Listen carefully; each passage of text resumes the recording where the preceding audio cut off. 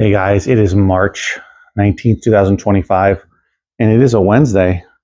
I'm Andrew from 510 Books here in my book and media store, Southern California, and I was open today only until 12:30, 9 to 12:30. My kids are getting out early all week at 1 o'clock. Tomorrow, though, I won't be picking them up. Tomorrow or Friday, I'll be open until 5. But side note, so I had a couple customers come in. One of them was new, which is great. Love to get new customers finding me.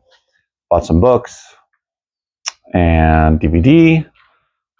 And while I've been here, I've been going through lots of DVDs, getting excited about finishing going through the DVDs, which I should be done, I would say at the latest Friday morning, because tomorrow I have 5 more crates. If I really push, I should be able to get through tomorrow. But what I'm going to end up doing is once I'm through sorting and they're all organized, like I have them in stacks here based on the genre and down here on the floor. And as you can see, which I've mentioned before, I have all of these boxes of DVDs. So what I'm going to do is I'm going to put them all together and fill out those boxes. I will, of course, have removed all of these crates. I had some tables back there, but I'll move those out. And I will consolidate everything. And then whatever's left, I'll just put in other boxes so that it's all there. And I don't have it spread all over the place. I have some in the bathroom as well that's stacked up. So I will be putting that all together so that I know what I have, how much I have, which is going to be a lot. There's going to be a lot of DVDs. And then, and then I can move on to other things, which of course are all of these other donations, trades and whatnot that I have, that I've accumulated, which has been great. But something I want to talk about today is another tip, another piece of insight of if you are thinking about considering opening a local store, retail spot, whatever, like I have here in your local area as a reseller, whatever it is, it doesn't have to be, you don't have to sell media. It can be whatever you're going to sell. And another thing, so yesterday I talked about considering whether or not it's okay for you to be tied down to a space, a physical space, for a certain amount of hours per week, certain days, that kind of thing. And if that's okay, if that works with your lifestyle. Now today I want to talk about 2 things, basically: location and cost. They kind of go hand in hand.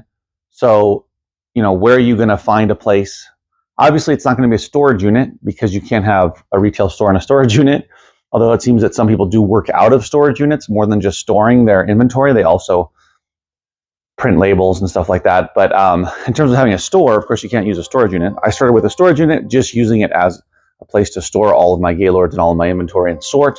Problem being, the one that I used did not have any electrical outlets. The lighting was terrible. Of course, there's no bathroom. So all that kind of stuff, it gets hot in there, it gets cold in there. So those are the downsides. But in terms of going to trying to find a retail space, you have different options, right?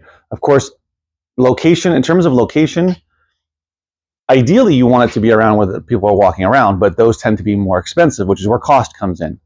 So that's why I got this warehouse space. This is a big commercial building with 24 units. They all have roll-up doors. This is just one side. Both sides have gates. And this is my unit from outside. It's got a roll-up door. And then on the side, it's got a normal door with a mail slot. That's it, right? Really simple. It's 800 square feet, really tall ceilings, and of course it has a bathroom. And of course it has lighting, and of course it has electrical outlets and all that stuff. Now, one of the good things is it's on a fairly busy street, and it's right next to a very, very busy intersection. So those are things to consider, right? The location. Now, this is not a retail space. However, I am able to put signs out front, and I've gotten hundreds and hundreds of people to come in the store. I'm not exaggerating, over these years, just from the signs. And many of them stuck around and became either regular or semi-regular customers, repeat customers, basically. And some of them tell other people, the whole thing, right? So obviously, if you are in an area, even a building like this, if it's in an area where there is at least some, not necessarily foot traffic, but there's at least people driving by, a lot of automobile traffic, then you can put signs, right? You can get signs made, put them out, put balloons, however you want to do it. You can even park if you have a truck, you can park it out there, maybe put a big sign on it, all different kinds of creative ways, as long as the, city or whatever, the building doesn't mind what you're doing with signs. So location is key, but also cost. Like I could get a space in the downtown area, but instead of paying what I'm paying now, I'd have to pay 5 to 10 times depending on the size of the space. But for a size like this, a space the same size, it's easily going to be 5 times, if not 6 times more. Now I'll get tons of foot traffic, but it'll be so expensive that even if I'm open every day, I don't know. I can probably sell enough, but it's going to require me selling a lot to pay for that rent. You get a bigger space, obviously it costs more. I have more space to put even a larger inventory out, but it's going to cost a lot, right? And plus you have to typically pay first and last months, that kind of thing. So you got to have a hefty amount of money to get in there. So in order to get in here, it wasn't that expensive. The rent has gone up a couple of times, but not too much. The other thing to consider for location is are you going to sign a long-term lease or a month-to-month? I have a month-to-month here. I was fortunate to find it. There's a lot of places that even a space like this, they'll require at least a year, sometimes even longer. And if you're going to a traditional retail space and location, you are probably going to be signing potentially, a year at a bare minimum, but often 3 to 5 years. So that's a huge commitment. I don't recommend that. That's why I like starting in a place like this. Cost less, but it's big enough and it's got everything I need. It just requires me to market more, be open consistently, and have patience, right? So just keep that in mind. What I said yesterday about whether you want to be in the same place all the time, not all the time, but when you're open, you are stuck in if that's how you look at it, stuck in a location. Or it's good, you have business hours and you work on other things other than just the retail store. And then number 2 today is location and cost. Everyone's different, right? Some people, maybe they're making lots of money reselling or whatever it is they're doing, or they're great savers. Maybe you saved a bunch of money. You've got, $20,000, let's say, to put towards, or $10,000. And you're like, oh, I want a really good location. Okay, but just understand, you're going to have to sell a lot to pay for it, right? And you have to be there a lot to pay for it. Otherwise, you have to pay someone to be there to mind your store.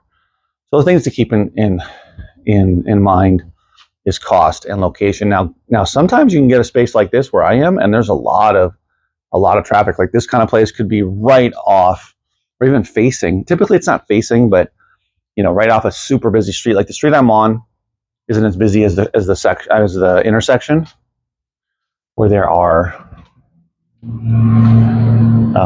constant traffic flow. Like here, it's like half of what it is, just 100 feet down. But it's still a nice amount. And it's important though, it's important to keep your costs low when you first start. It's important to also have a good location, right? Like I have a lot of space back there that I can store stuff for, not only back stock, so keep that in consideration if you're going to have back stock, which you should, but also stuff that I sell online. Maybe you want to keep it completely separate, that's fine. So, being cost effective means that you're going to stay in business longer, that you can wait out the initial slow start of your business, unless you've done retail before and you want to do a huge launch and all that kind of stuff. Even if you do have a big launch and you have 100 or 200 people show up to your grand opening, a week from then, you're not going to have 100, 200 people showing up, right? Maybe you'll have 10 people show up. So keep that in mind, that maybe you have a grand opening, maybe it's great, a big success, but it takes time to build those customers. So keep the cost low, but find the best location you can within your budget. And if you have any questions about that, let me know. All right, guys, I'll see you in the next video. Take care.